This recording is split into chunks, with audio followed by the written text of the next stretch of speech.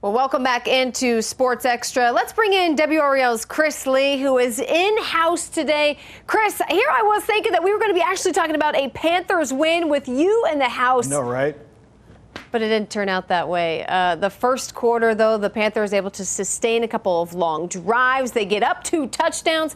Was that indicative of what this Panthers offense maybe could be? I think so. The Panthers up 14-0 in the first quarter, and that was their biggest lead of the season so far. And things just looked good. They had some really good drive and some sustained drives. A 64-yard drive, then a 74-yard drive to get up 14-0. And shout-outs to Frank Reich, because a lot of people have been getting on him for his play calling. The play calling looked good. It looked creative. It put the Miami Dolphins on their heels. This is a legit Super Bowl contending team that had a hard time with the Panthers in the first quarter. And then things kind of went off the rails for the Panthers a little bit. But that first quarter, things looked really good. Bryce Young looked comfortable, and he was getting protected by his offensive line for the most part there. So hopefully they can take that piece of tape and use that as something to build on as they head to the bye week. With Miles Sanders out today, Chuba Hubbard giving a bulk of the carries, and boy, he had a pretty good outing, 88 yards rushing and the first touchdown of the game. Obviously, it was good to see him have the production he had, but how important is it for the offense to get good, consistent rushing attack? Yeah, the Panthers' rushing attack hasn't really been existent since the Atlanta game. That was week 1. That was the last time that the Carolina Panthers had any running back go over 50 yards rushing. It's been since week 1. Okay, this is week 6. So the Panthers absolutely needed this. And part of those first 2 drives for the Panthers, Chuba Hubbard was huge in that and getting that run game going. And he had 50 yards just then. Then he kind of slowed down after that because the Panthers slowed down on the rushing attack after that. So it pretty much showed that you needed to use Chuba Hubbard a little bit more and to use that rushing attack a little bit more. Now, here's the thing. Miles Sanders may be out of a job when he comes back from his injury, because as I said before, it's been since week 1 since a Panthers running back had over 50 yards, and that was Chuba Hubbard and Miles Sanders. Chuba Hubbard in week 1 only had 12 less yards than Miles Sanders did in half the carries.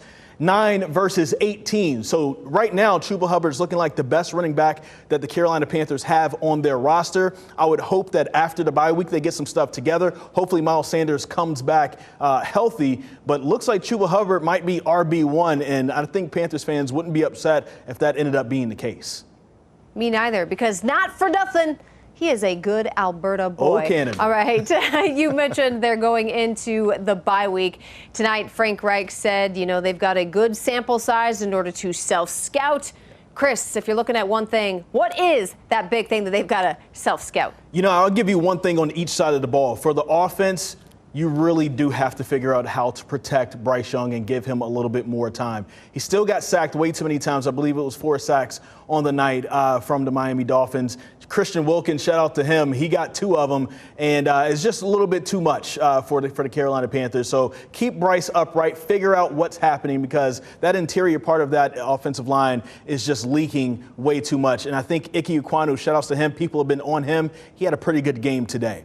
Let's go to the other side of the ball, the Carolina Panthers defense. Now, I know that is the part of the ball that has the most injuries, and you have so many guys that were out. They're missing 5 starters right now on the defensive side of the ball. However, they still are 31st in the league in points allowed. Only the Denver Broncos are worse than the Carolina Panthers, and that's the team that gave up 70 to the Miami Dolphins. So I guess it's a win that the Carolina Panthers didn't give up 70 to the Dolphins, because it is possible. But that's something that they're going to have to work on. They have to figure out how to stop teams, and also when the offense gives up the ball, they're going to have to learn how to keep teams to 3 instead of letting those turnovers turn into touchdowns for them. I know that that's not the defense's fault, but that's something that they're going to really have to work on. And Brian Burns, we're looking for you, right? We want him to have a little bit more of a push. That defensive line is not putting any pressure on any of the quarterbacks that they faced so far. And that's one thing that's not helping out the secondary